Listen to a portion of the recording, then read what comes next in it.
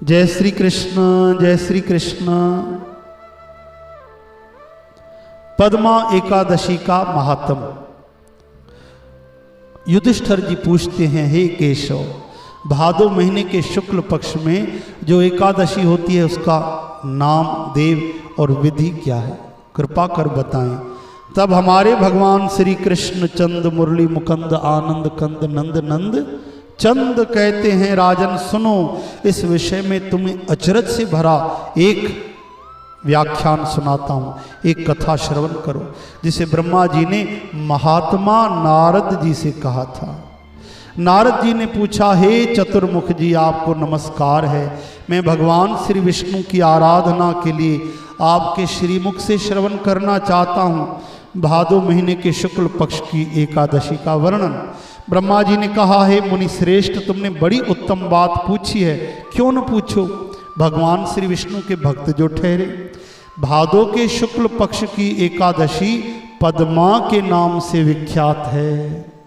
उस दिन भगवान ऋषिकेश की पूजा होती है। यह उत्तम व्रत जरूर जरूर जरूर करना चाहिए।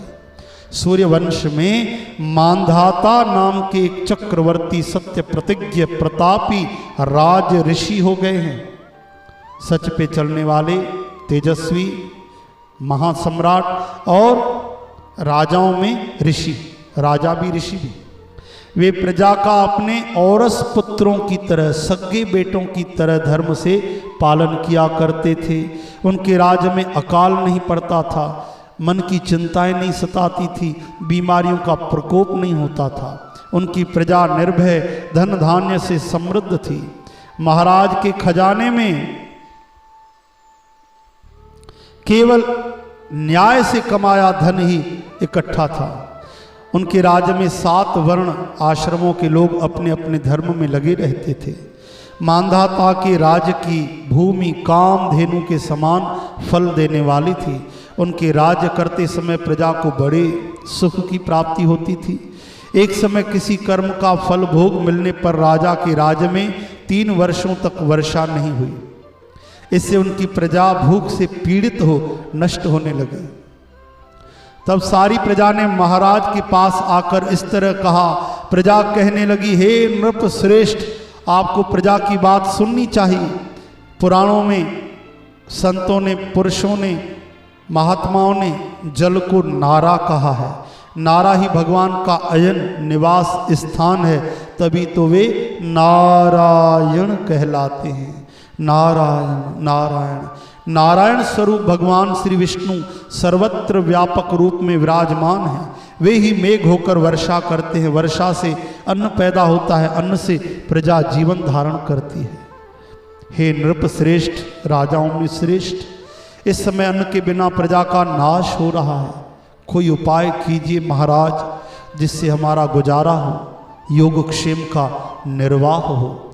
राजा ने कहा, आपकी वाणी सच है, क्योंकि अन्न को ब्रह्म कहा गया है। अन्नम ब्रह्म, अन्न से प्राणी उत्पन्न होते हैं, अन्न से ही जगत जीवन धारण करता है।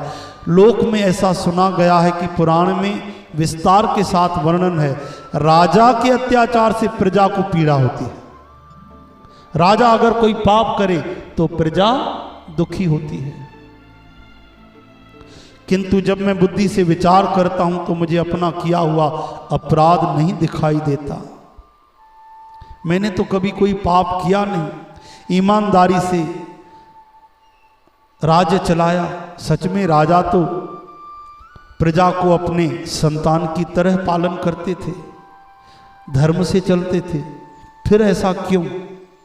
ऐसा निश्चय करके राजा मांधाता ने इन्हीं गिने लोगों को साथ लेकर विधाता को प्रणाम करके गहरे जंगल की ओर प्रस्थान किया।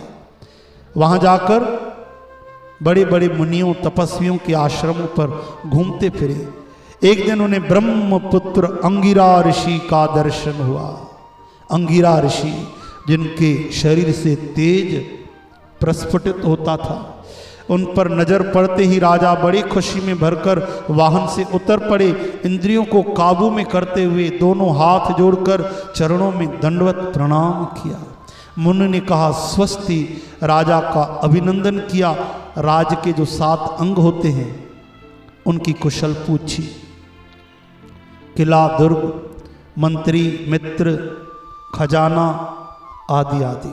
राजा ने अपनी कुशल बताकर मुनि के स्वास्थ्य का समाचार पूछा। राजा को आसन अर्घ्य दिया।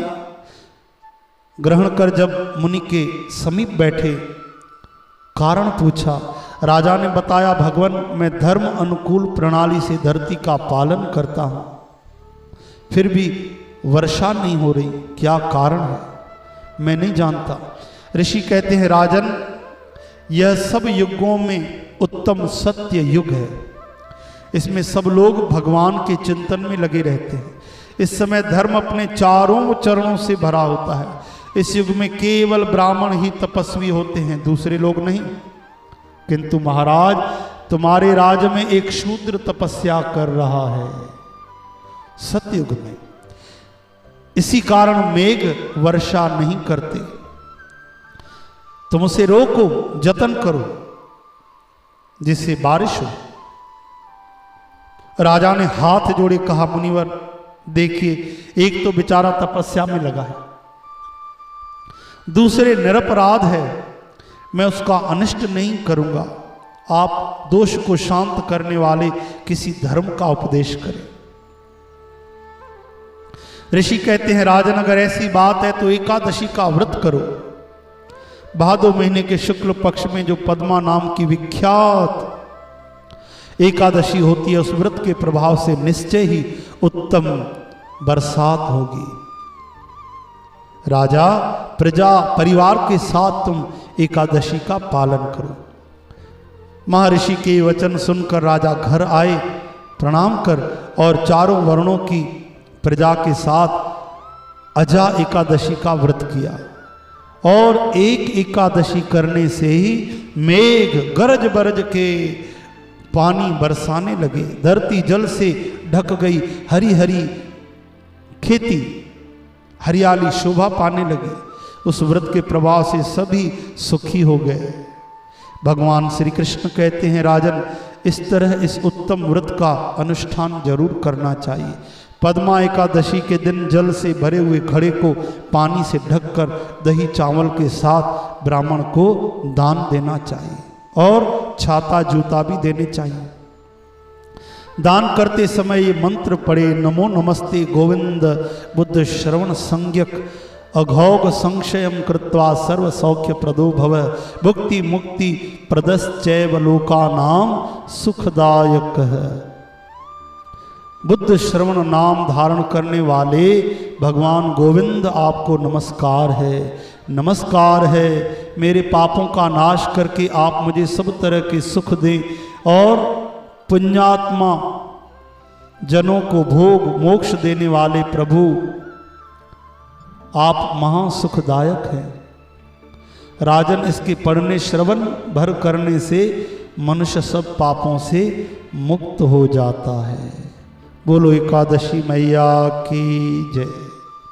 साथ संगत जी, ऐसे महान एकादशी का जो महात्म है आपने श्रवण किया, जिसके एक एकादशी के पालन करने से सारी प्रजा सुखी हो जाती है, जिसके महात्म श्रवण करने से पापों का नाश होता है।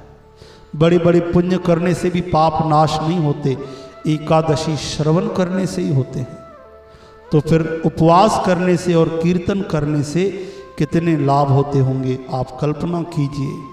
भगवान कहते हैं, ब्रह्मा जी भी बता नहीं सकते, चित्रगुप्त लिख नहीं सकते, इतने लाभ होते हैं। तो जागिए और जीवन सफल कीजिए। एकादशी का पालन कर आप नरक जाने से, दुखों के तूफान से जरूर बचें, परिवार को भी बचाएं और इस दिन भक्ति दिवस मनाएं, भगवान की भक्ति करें, कीर्तन करें। ये महात्म आप भी सुने, सबको श्रवण कराएं, ये श्री हरि की पवित्र सेवा करें। सतत श्रवण करने के लिए संपर्क करें 0932964213 9 और 98279035 70 पर। धन्यवाद। जय श्री कृष्ण। बोल वृंदावन बिहारी लाल की जय। जगत गुरु श्री चंद्र भगवान बाबा भगत राम साहिब की जय।